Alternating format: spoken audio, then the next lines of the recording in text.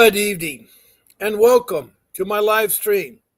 I'm Bob Pace, I'm your host, and here we are to talk about fighting CPS and stop taking our children. You heard me right. We're here to fight CPS. Not because we don't want to, not because we think that CPS is bad, but what I call CPS is the child protection systems. They're in every state, every county, and every country around the world. And yes, this is a worldwide broadcast of a live stream. I'm broadcasting on YouTube using the StreamYard application. Now I'm on an hour later. I had to make arrangements tonight. Unfortunately, I couldn't be on at 7 p.m. Pacific Standard Time. I come on at 8, but I did not forget you all. I'm here because I care about you. I really do care about you. Now, you found me on the Facebook, How to Fight CPS, and I'm glad that you're here. I have 7 rooms that link to this main room, which is a YouTube room, and it's Defense Strategies Consultant Vince Davis.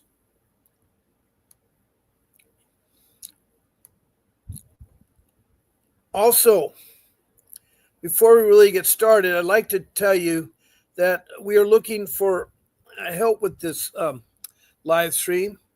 I've been doing this now for 17 months, and it's a lot of work that goes into it. Also, there is added expenses and costs of doing this podcast.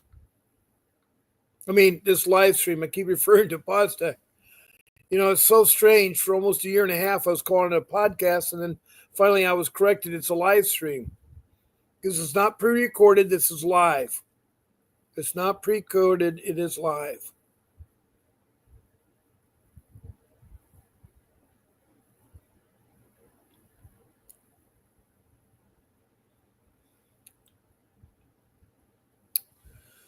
Now, we are very passionate about bringing you the information you need, sharing the stories to raise awareness, inspiring and to fight CPS.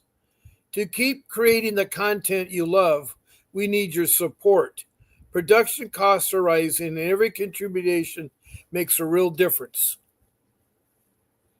Now, what I'm asking you to do is that on the bottom of my screen, it says, please subscribe to our YouTube channel, CPS Defense Strategy Consultant Vince Davis. So you go there and you join. And that way you can subscribe. And we have 4 levels of membership. There's a monthly newsletter that we're trying to get. Hold on, let me pull up my notes regarding that.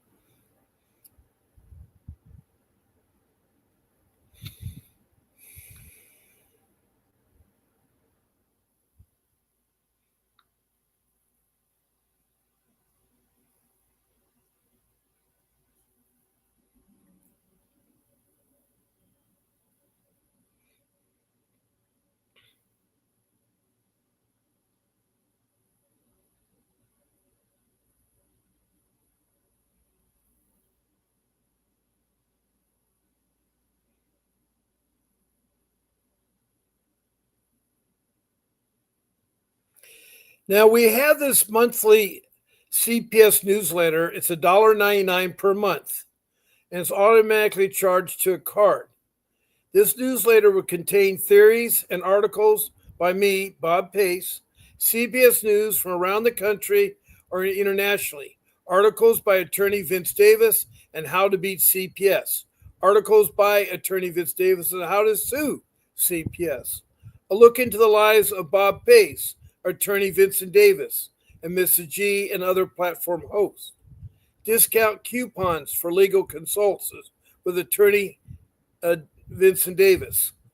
So I'm talking about this new newsletter, and at the bottom of the screen is how to locate it.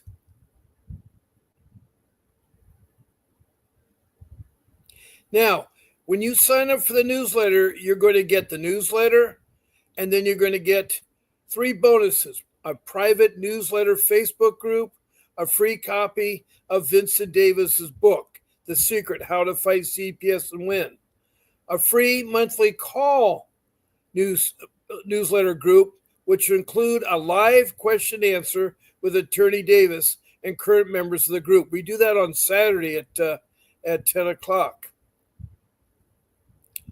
So I really am trying to reach out and get your help and support here.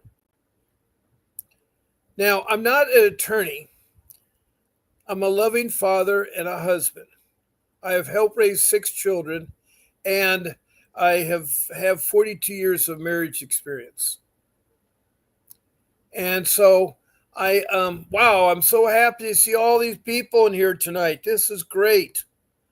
Welcome. Even though I'm an hour late, you guys show up now. That's really awesome. We have Sarah Webb. Welcome, Sarah Webb.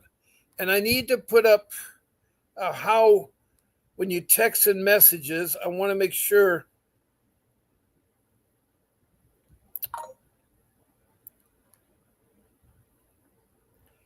When you text a message in,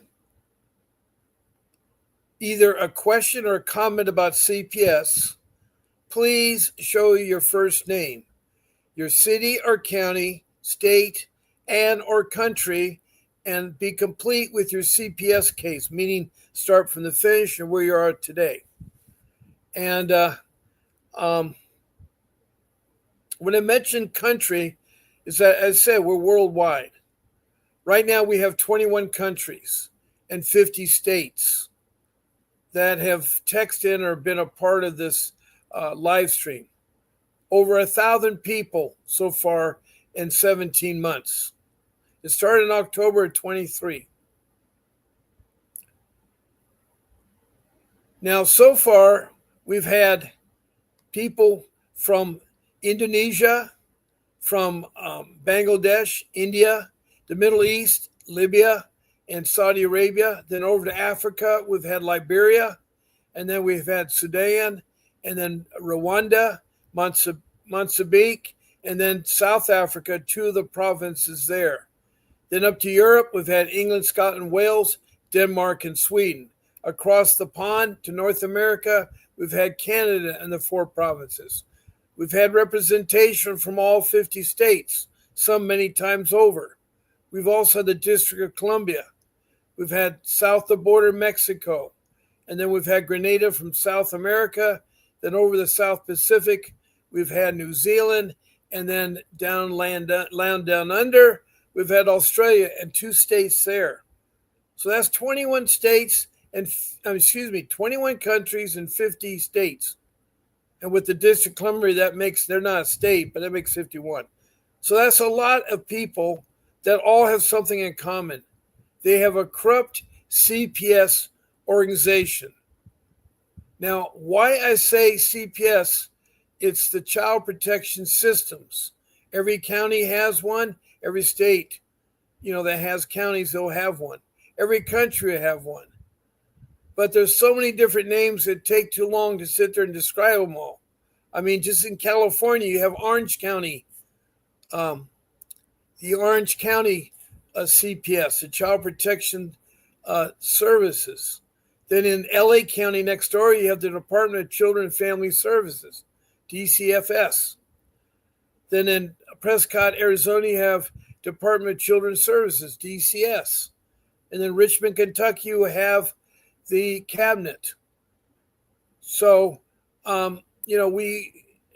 it's easy for everybody just to call it CPS. That's the most easiest way. Now, I love all these people coming in. This is so nice. As I say, welcome, Sarah.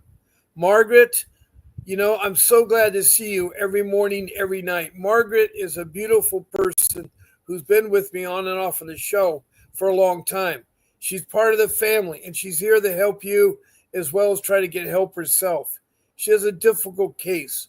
Her two children have children, and CPS is trying to steal their children and causing her, as a grandparent, a lot of headaches. Sarah says further, you love the help. I'm glad to hear that, Sarah. Cool. I can be a guest. Yes, you can be a guest. You can love to be a guest. You can also call in. I tried to email somebody to be a guest, and I have a juvenile case that messed up in Missouri. Okay, you're from Missouri. I was wondering where you're from, Missouri. What part of Missouri are you from there, Sarah? Margaret is from St. Louis, Missouri, so she's right near your next door there. Now, if you try the email, now I have right now, let me put up another message here. To be a guest on my podcast, all you're going to do is email my show producer, Grace. She's the one that handles all the email. You email her at grace@vincentwdavis.com. You put in the date and the time. Now, really easy. I'm on twice a day, 7 days a week. I come on at 10 o'clock Pacific Standard Time, and that's California on the West Coast. Then I come on again at 7 p.m. Pacific Standard Time. Now, I was off by an hour tonight because things do come up. I usually try to tell you advance. Like this morning, I started my podcast at 9:30 instead of at 10 because I had another commitment I had to do. And I did tell you guys about that. So anyway, and then on Saturday, Sunday, I come on at 8 o'clock. So those are my times. So when you email Grace, you just email her, one of those 7 days a week, and either morning or evening. I want to be on Bob's Saturday morning show. I want to be on Bob's Wednesday evening show. That's all you have to say. And she'll send you a link to StreamYard, which is the application we use here. And it's easy to get on. And if you get knocked off, it's okay. So like that. We had a guest lined up last night, but unfortunately they couldn't wait very long. And so I like to really encourage, if you have any listening, that to be my guest again. I don't know if that was Sarah or not. But Sarah, I'd love for you to be a guest. And also, I'm going to change that down to my phone number because I want everybody to know that I am live. That's my phone number, 626-698-0990. And there you can call me and be talking live. I'll put you on speakerphone. One thing's nice about calling in or being a guest is you'll get a free 15-minute consultation with Mr. Davis, a free 15-minute consultations. Now, Sarah says she's at Chilente, Macy, Livingston County. All right, I have no idea, but she's in the 43rd district of Missouri in Livingston County. So they must have a lot of counties there. There is Chew Baby. Now, Chew is our regular family member. She's from Virginia, Richmond, Virginia. I'm glad to see you, Chew Baby. And she says, hope you're having a great night. I'll be here listening. Well, thank you, Chew Baby, and thank you for supporting this live stream. It's so nice to have, Margaret and Chew Baby, who are regular members, and a new person named Sarah, who I look forward to being part of the family here. And then Sarah says, I need to know if they can change their first report when they remove my child. Sadly to say that CPS can and does that, but it's the bad CPS. The people I'm talking about are the rogue CPS, the ones that think money's more important than families, the ones that are making $1 trillion business off having the kids trafficking into foster care. That's the bad CPS, whether in a country or whether in there. Now I have a phone call, so let's see who this is. Good evening and good evening and welcome to a live Stream with Bob Pace. Who do I have the pleasure of talking to? Hi, Bob. My name is Sarah Webb. Sarah Webb. Okay, you're from Missouri. You were just new person tonight. Have you heard our live stream before? No, I haven't. I just caught a lot of clips from him. The attorney on my phone has been coming up a lot. Yeah, Vincent Davis is really the best attorney they have. He's the pit bull of attorney, and he's fighting a case with Margaret in St. Louis, Missouri. He has a case in Oklahoma. He works in LA. He's in LA County in Arcadia. So will he represent people in Missouri? You said he is? Well, yes, he does represent people, but you have to do a couple things first. You have to talk to him, talk about his retainer, and talk about your case. And it all depends on how long your case been going and how complex your case is. Now, the retainer is all attorneys are charging a retainer. It's hard to find a pro bono attorney in this area because you need somebody who knows juvenile law, family law, and dependency law. That's the area of law that the CPS workers work in. That's who their attorneys are. And it's your attorney fighting their attorney. You do not talk to social workers. You do not talk to CPS. You do not let them in your home. You don't let police in your home. You don't allow them to take your children. It's no, no, no. They already have. Well, it's because people give them permission. I can guarantee if you keep the door closed and don't answer it, they may bang on it, may shake you up, but they can't come in. They can only come in if they get permission to come in, or they have a warrant that says they can specifically enter the place, or there's danger onto the child. If they have domestic violence taking place, the child's being hit or hurt, they will come in. They will come in. Yeah. Well, see, they claim that there was abuse, but there wasn't. I moved out to my father's house, and it had only been one night since we moved in, and me and my boyfriend moved in there, and my daughter, in to get clean specifically to detox, and so that we were done. You know, we were tired of using drugs. We wanted to leave that life in the past, and I thought I was covering all my tracks by going to my father's house to do so. That way he could care for my child while we were ill. And that didn't happen. We went to the hospital, and when we went to the hospital, they took my child from my father. Now, how'd they take your child to the father without a warrant? My dad let the sheriff into the house and into the room that we were staying in that my mom had just died in, and they found paraphernalia, they said, which wasn't any drugs on any of the paraphernalia. There was no drugs on none of it, but they're claiming that that's the reason why they took her.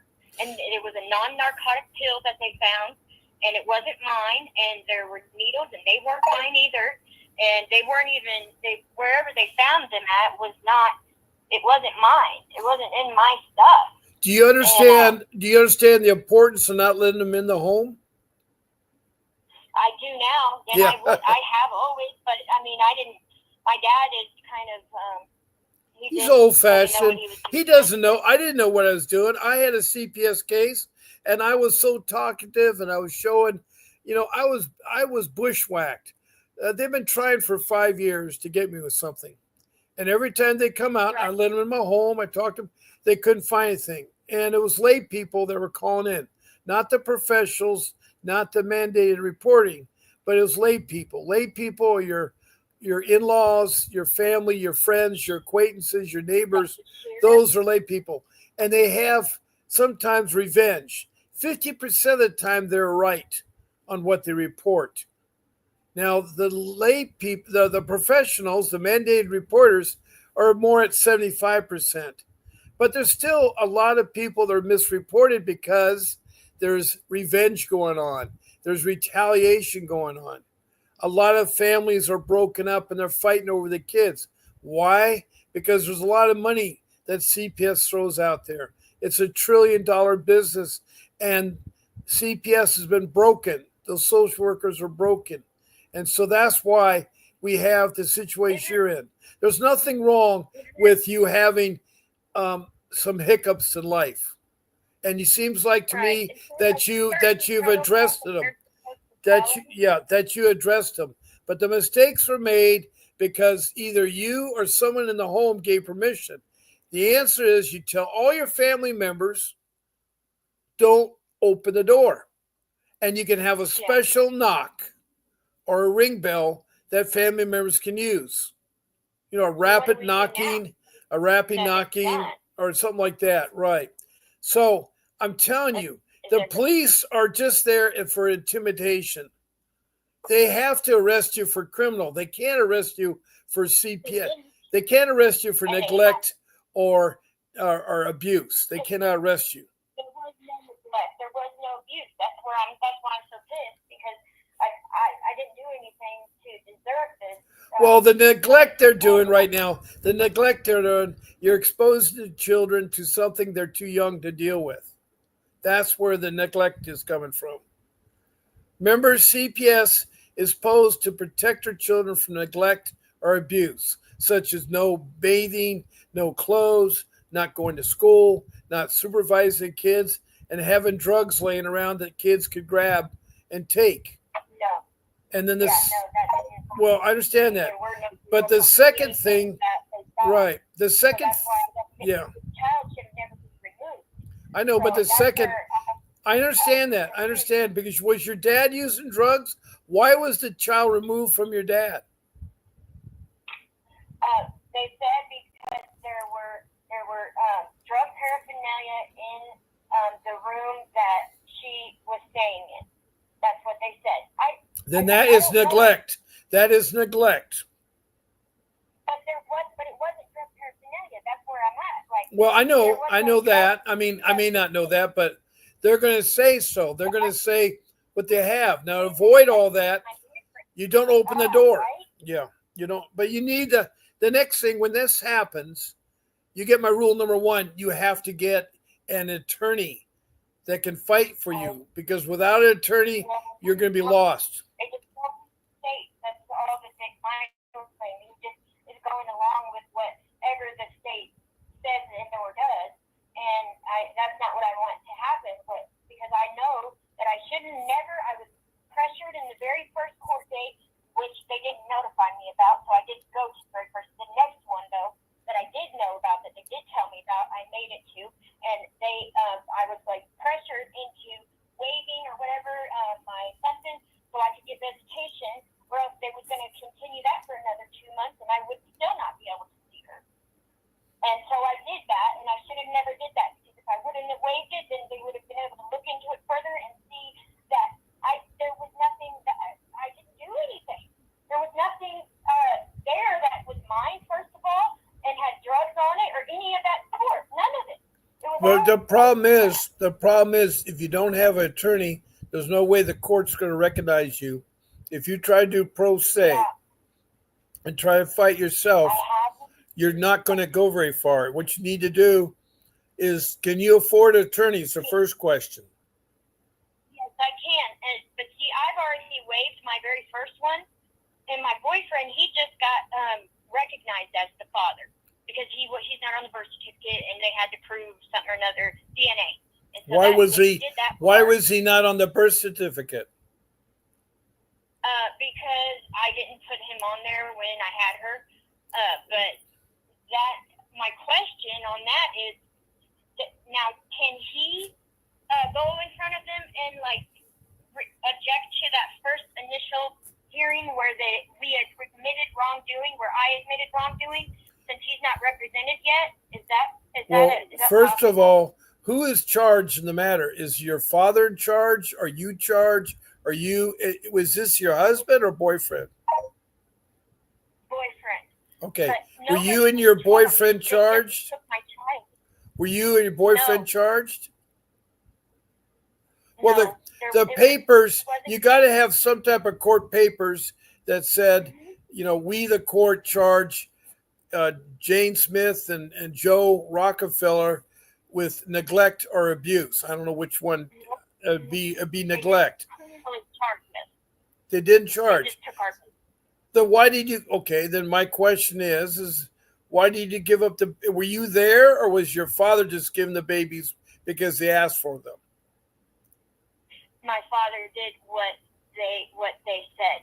Yes. Yes. The problem is they are duping your father because, like your father, like myself, I surrendered my children, which should never have been taken. They're in school. They're nowhere in danger. Your children are only taken if they're in danger. Now, danger means that they're being attacked physically or abused physically, or they took the drugs that are laid out. I'm not saying they were, and swallowed them or ingest them or did something with them. That means the children will be taken away because it's too young. I know that. I know that. Well, I don't, though. This is another thing that I'm confused about. They said that my caseworker, I'm talking, when I say they, I mean my caseworker, told me that my daughter, that she saw in the report that there were needles in my daughter's hand. Well, that never happened. My dad said himself that never happened. There were no needles in her hand. There were no needles, out in the open. There were no needles anywhere. But the caseworker told me that there was, and that she read it in the report. Well, I kept asking for this report. It's not even been a whole year yet since this case started. It's only been like 7 months. And I asked for this report, and they won't give it to me. They won't give me this report. And now she said she's going back on what she said she read and saying, oh, well, it must have been word of mouth. Well, whose word of mouth? Because this is out against the law?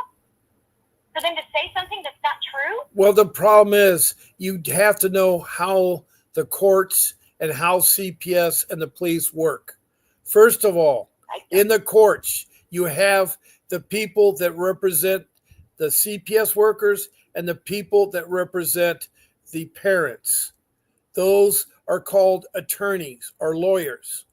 They are the people that talk about your case in court, not the CPS worker, and not because sometimes the CPS overstep their bounds. The judge is a referee. He decides which way they're going to go on. CPS presents the papers through their attorneys. So that's why the court recognizes attorneys in court. If you're going to represent yourself pro se, you need to spend a lot of time, and you have to do a certain motion and say, you're not representative, you're representing yourself. You need to file a form for that to the judge. See, when you do a pro se, that means you're not going to use an attorney, you're going to defend yourself. But you got to know the languages and the motions and the paperwork, because you won't know it. You will not know it. I didn't. I need a lawyer that knows what he's doing in regards to EFS, Children's Services. Well, I call it CPS because they're all different names. They're just doing different names to confuse you. But the CPS, the Children Protection Systems, or what your name you come up with, but it's different in every county, every state. EFS. And so, Division of Family Services. Yeah. So what your problem is you have to recognize you need an officer of the court as a lawyer. And you say, well, they provide lawyers. Yes, they do. It's required by your constitutional rights that anytime you're involved with the law, that you have an attorney represent you. And if you can't afford one, they will give you one.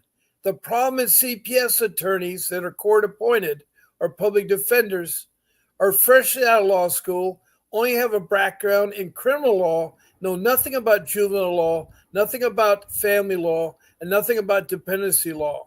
Furthermore, they are saddled with 30 or more cases by CPS, and they don't have time for your case, so they won't fight for it.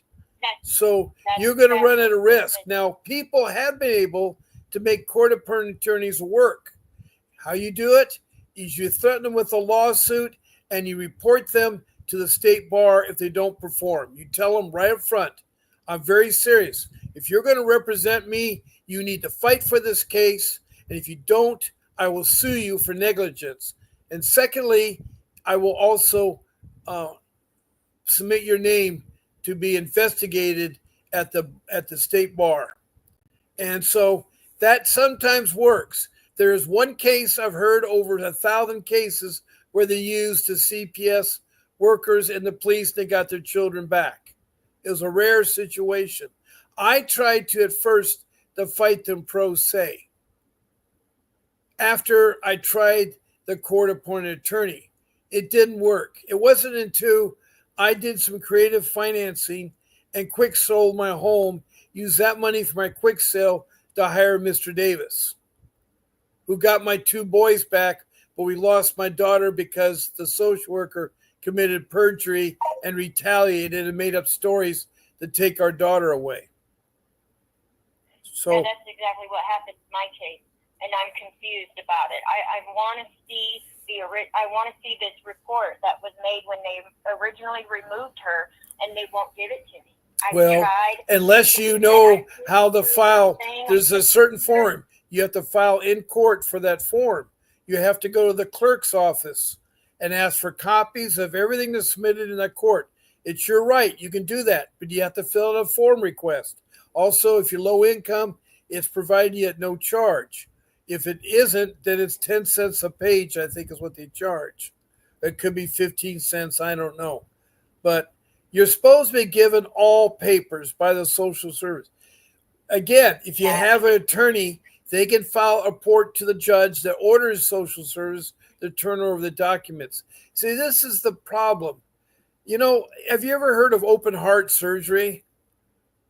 Yeah. Okay. Can you imagine yourself cutting open your chest cavity, pulling your heart out, and working on it? You're going to get a doctor. You're going to get a doctor. Yeah. You're going to get a doctor. And then you took her away again. Yeah. You're going to get a doctor. You're going to get a doctor. You're going to get a doctor that knows what they're doing. Same thing with CPS. You got to get an attorney that knows what they're doing. And you talk through your attorney. And it's attorneys. It's the okay. He doesn't care at all. It's not his problem. It's my problem. And it's just killing my daughter. Like, there was no neglect. My daughter, we hadn't even, yeah. Maybe in the past there was neglect because I have been an addict, but not when they took her. I was over it. I was done. I wasn't using I understand that. Not, but it's not me you have to convince. It's not me you have to convince. You need to convince an attorney. If you have money for an attorney, you can get an attorney to fight for you. They're the ones. But what kind of attorney? Well, the problem is people that try to find attorneys don't know how to use the internet or the browser or how to paraphrase the correct order of words. If you know that, like, say, for instance, Google is a search engine. It's one of the top around. And I'm not saying there aren't other ones. There's Godzilla. I think there's also GoDuckGo. There's whatever it is. Anyway, with Google, the way it's set up is you start off with the city and then followed by the state. Then you put the letters CPS. Now, if you're from another country, you do city and then you do the country, because they may not have a state or they may not have a province, and then you do the country. Then you need to always follow the letters, 3 letters, CPS. You make it short and simple. The city, the state, the letters CPS. Then you're going to see everything in that city about CPS. But if you want to filter your search, you're going to put in there, how do I file a 388? What is the Indian Child Welfare Act of 1978? How do I file a complaint against the judge? How do I file a complaint against social service? You ask those specific questions. Same goes for locating an attorney. You do city, state, CPS, and then you put down an attorney with a background in juvenile law, family law, and dependency law, who then you'll see the attorney names pop up. Then you're going to have to go through and filter them more. You need to find at least 2 of them that you can talk to. Just two. The third one is going to be Vincent Davis. And by you talking on the show tonight, you qualified for a private Zoom meeting with my attorney, Vincent W. Davis, one of the pit bulls in the country. And he'll talk to you on Zoom privately for 15 minutes. He'll talk to you. All you do is provide him a list of questions and prioritize the questions. Because I'm trying to help you, but you need to identify an attorney. So let's say you find 5-10 names. You find the two best ones. Then you're going to call them up one at a time. Your first question will be, are you a licensed professional juvenile law, family law, dependency law attorney who has won cases against CPS? If the answer is yes, you cross your fingers, you say, all right, the next question. When the case is over, have you ever done a lawsuit, a civil lawsuit, either in state court or federal court against CPS and won money back? If they answer yes, then you're on the road to meet that attorney, to talk about his retainer and to see if the chemistry is good between you and that attorney. That's how you get an attorney. Too many people are looking up criminal attorneys and the wrong kinds of attorneys, and they don't ask the question hierarchy right. Remember, it's city, state, and CPS. That's so important. I have case number. Does that help? I'm sorry, what?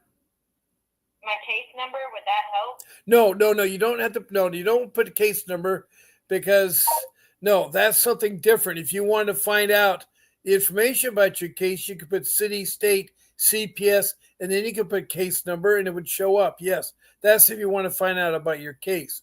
But to get an attorney, you don't want to cloud it up. You just want the city, the state, the letter CPS, and then you want to find an attorney in a background in juvenile law, family law, and dependency law.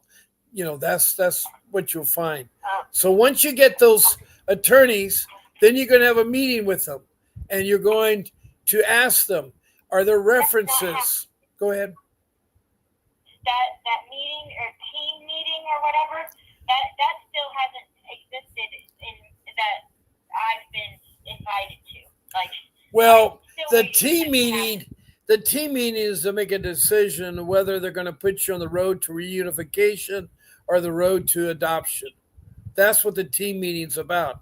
It also is a meeting about where to place the children.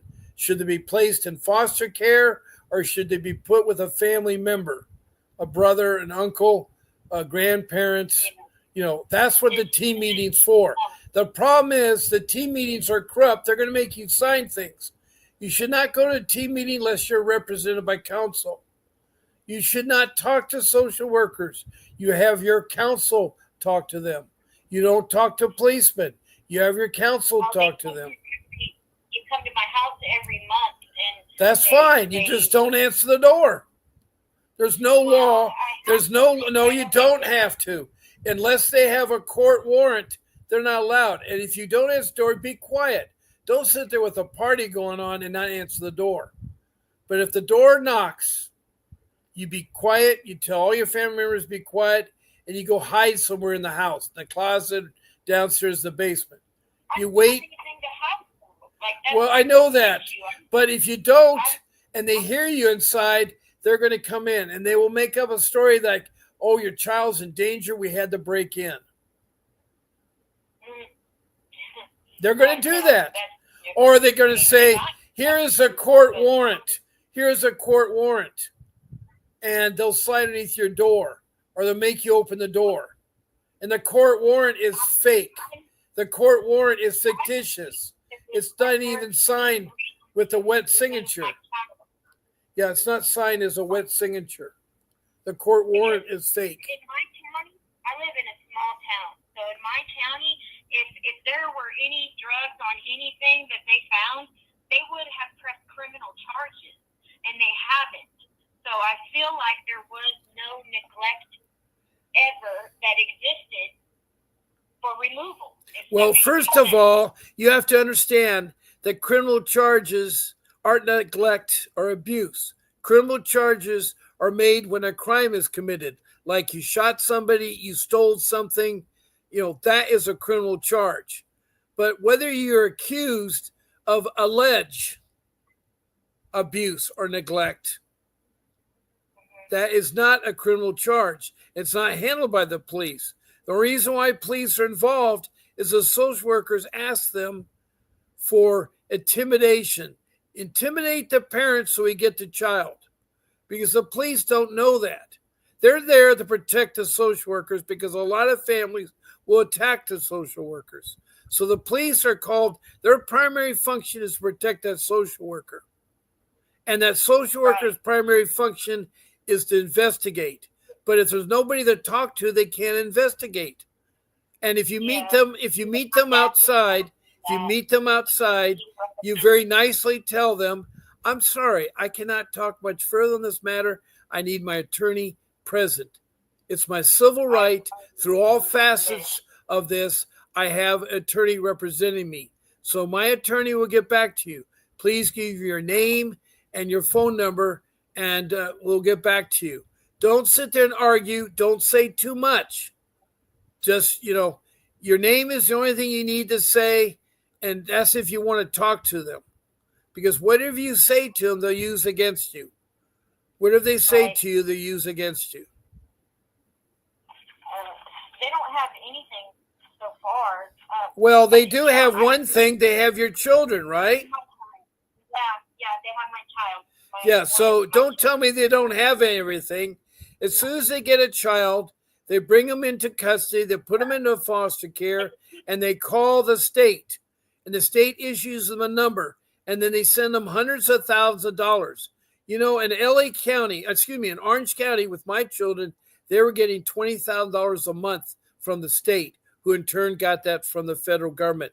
No questions. They're not transparent. They don't have to worry about accountability. So I'm telling you, it's a money thing. Their goal is to intimidate you with the police and get you to surrender your child because they know you don't know the laws. You're not an attorney, and you certainly have not read or studied CPS. You are doing now. You're learning now, but you have a lot to learn. It's taken me 15 years to realize that what I know now, my children never have been taken. My day was, I first of all should not have talked to the social workers. I should get an attorney right away and let him talk to the social workers or talk to the police or come into my home. I should have just said to them very nicely, I'm sorry, I'm represented by counsel. You need to contact my attorney at this number, or they will contact you. And that's an easy way to do it, especially if outside your home or in your yard. But if you're in your home, the door is closed, don't answer it. And if you have to drive up to your house and there's police all around the place, don't stay there. Leave the area. Leave the area. I wanted to. I was almost did because I had her. My dad had temporary custody.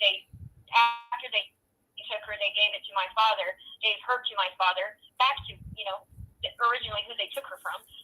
They gave her back to him, and he, let us take care of her because, he knew that he fucked up by letting the police in the house and whatever the fuck. First of all, ma'am, I have a show. I have a show with ads on it. I cannot have that language. Okay? Excuse me. I apologize. Yeah. It's a frustrating subject. I know it is. I know it is. But it's really, when you're dealing with CPS and the police, you have to sometimes be touchy with them. You have to respect them. The police are supposed to protect and to proudly serve our citizens, but they don't do it all the time. There are good police and bad police. There are good social workers and bad social workers. You've encountered a bad police or bad social worker that's taken advantage of your father and yourself that do not know the laws of CPS. You don't know about juvenile law. You don't know about family law. And they have high-paid attorneys. Their counsels, are on a salary, and they're making, $500,000. So believe me, CPS is their documents, the DFS. Can they do that? Because I believe I got a paper my original case report. Well, you don't have to worry. Again, if you have an attorney, he has a copy of the original one, and he can file a motion. You see, in court, it's all about motion and filing briefs and filing evidence. It's a chess game in court. I don't know if you ever played chess in your life, but it's a game where you try to outwit the person you're against. And the chess has certain moves and certain rules. So is the court. And so counsel representing CPS and counsel representing you, the parent, fight the case in court with the judge being a referee. Now, there are bad judges and there's bad lawyers. So there's a chance all that can be bad. But I find out from talking to over 1,000 people and my experiences, the best thing to do is say very little to police or social workers. And an easy way to get out of talking to them is say, you can talk to my counsel. Here's his phone number. Or he'll get back to you. What is your phone number? You just be respectful. You say, thank you, officer, but you're not taking my child and you're not coming into the home if you're outside. If you're inside, just be quiet and hide.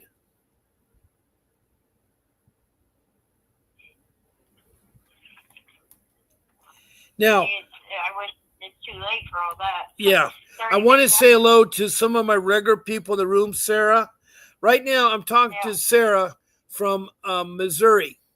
And she has a terrible case where they took her children from her dad.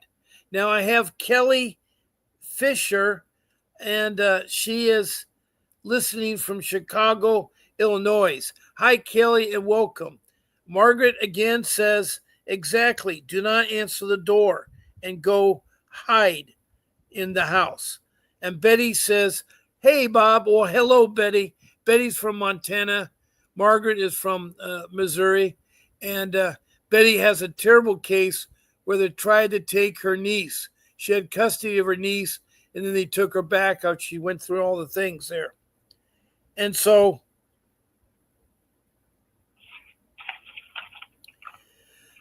she's also a foster parent. She's a loving, caring foster parent. Not all foster parents are bad.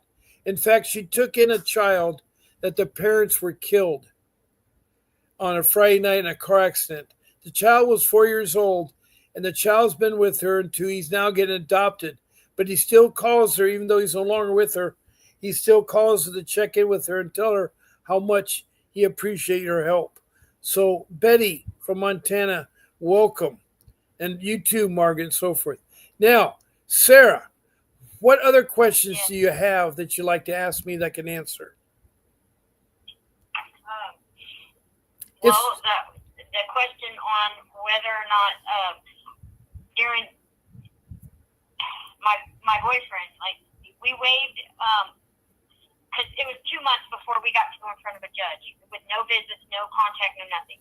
And when we did, my lawyer said to me that we needed to go ahead and waive this initial hearing and admit to wrongdoing in order to get visitation. That was the only way we could get visits, is if we waived this or said that there was wrongdoing done. I got sad news to tell you. That attorney who said that is not an attorney that knows how to fight with family or juvenile court. That is a court-appointed attorney. That's not the real deal. If you paid for that attorney, he screwed you over because that's wrong. You don't have to sign anything to have visitation. You as a mother and your boyfriend as the father have every right to see your child every day of the week. They cannot do what they're doing. Again, you need a bona fide. It's just like doing open heart surgery. If you try to cut your cavity and you cut wrong, you could bleed to death. Since he wasn't appointed yet, or they wouldn't even acknowledge him as the father until now, and so my question is, can he still fight the whole case together, and it get thrown out? Each of you can fight the case together, but you have to have separate attorneys. Everybody in the courtroom, including the children, will have attorney. And that's why They will have attorney. Even your children will have attorney. Even your children will have attorney. So it's the attorneys who fight about your case. The problem is if the children get court-appointed attorneys, they're going to be bad against you. If your boyfriend has a court-appointed attorney, it's going to be bad. And if you have a court-appointed attorney, it's bad. So your boyfriend and you need to find each a separate attorney. And right now, I'm offering you the chance to talk to one of the top attorneys in the country. Would you like that? that's what I want to do.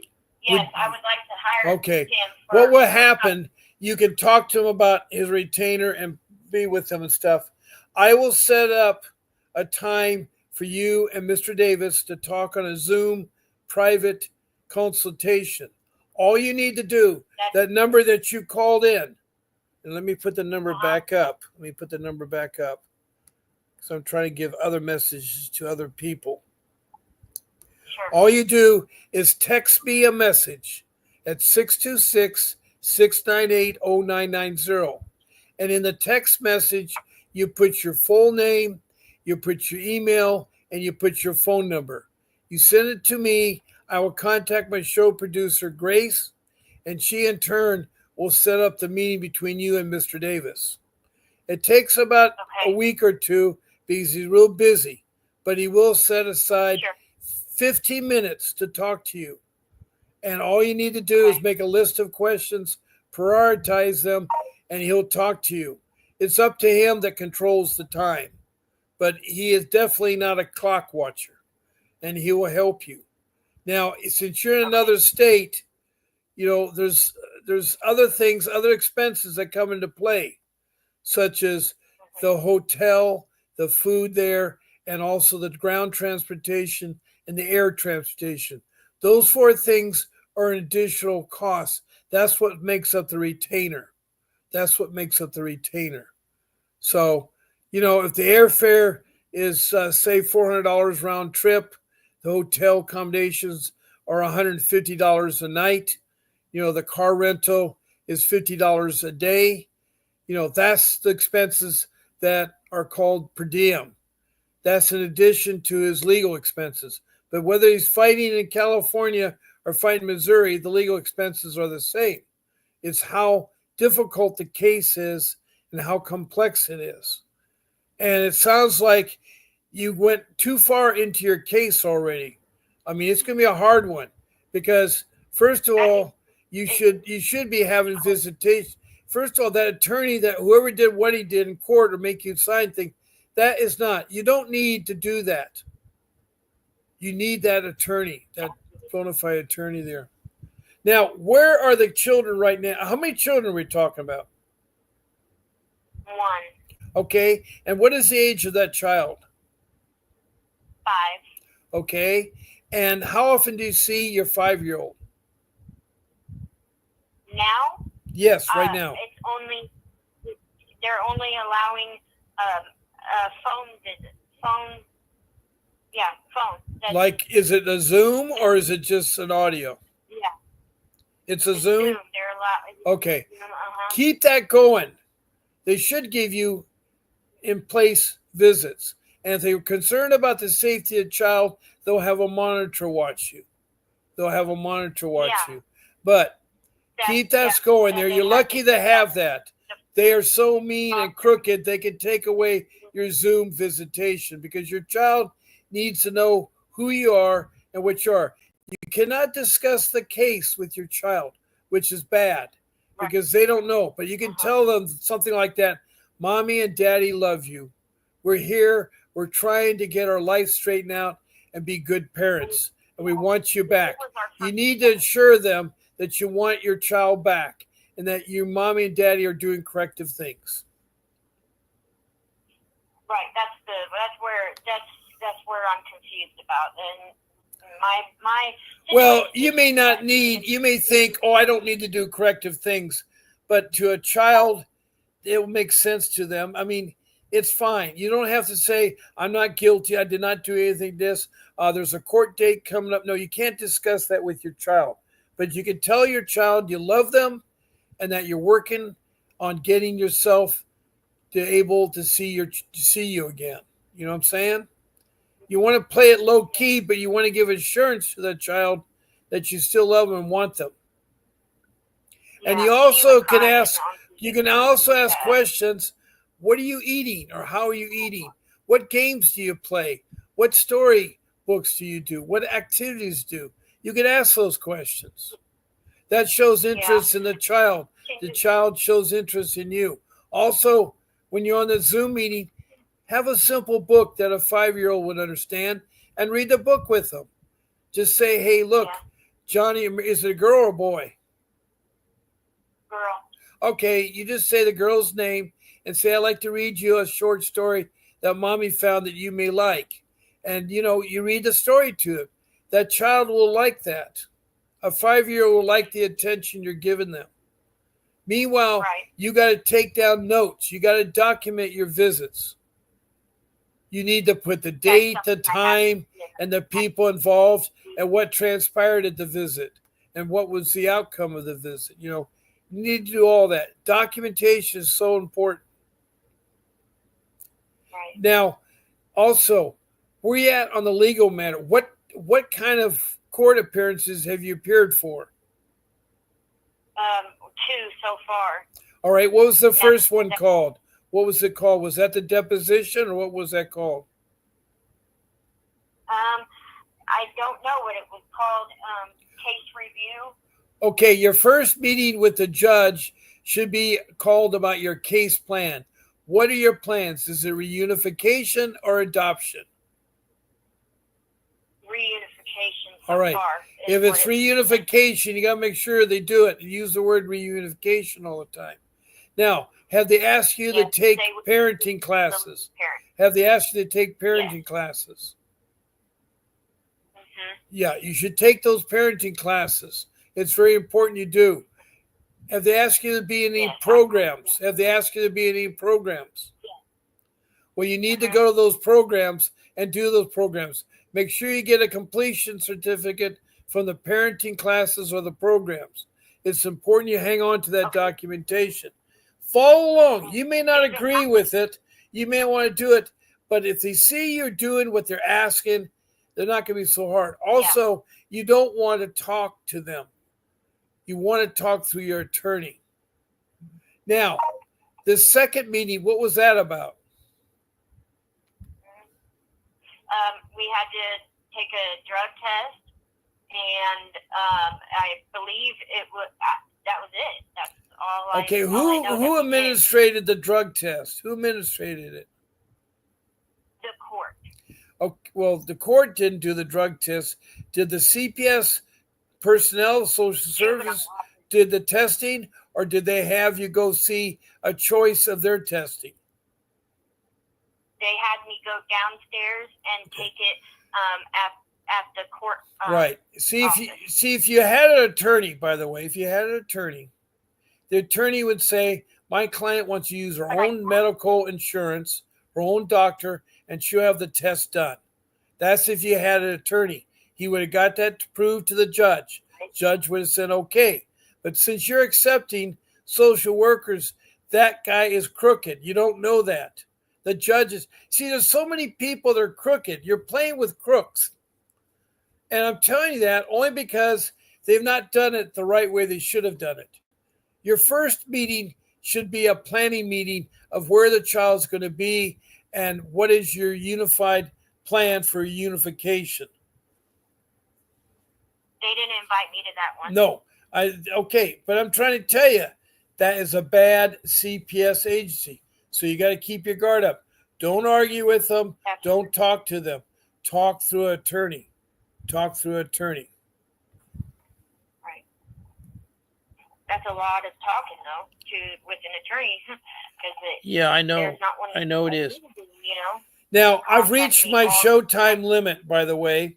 I'm now approached at 9 o'clock, which my podcast is over there. I want to wrap up with the parents. Betty says, is he going to come and see me next month? Betty, I don't know who's come to see. Okay, It says, he is going to come and see me next month.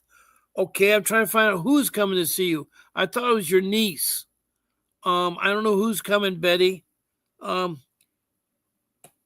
You have 72 hours to get visits. Betty's trying to help you. Thank you, Betty. Margaret says, Yeah. court-appointed attorneys are not helpful. Whatever. Yeah, I know that. We know that, Margaret. Betty says you have to make it in-person visit. If not, they can terminate your rights. I know that by firsthand. That came from Betty. And Margaret says they'll be so much for hearing them have the CPS worker is telling the foster parent to adopt my 2 babies. And then Betty says, my little boy I fathered. Oh, okay. Betty is talking about the child that she had temporary custody of, the little boy that the parents were killed a couple months ago in a car accident. The new family is coming to take him.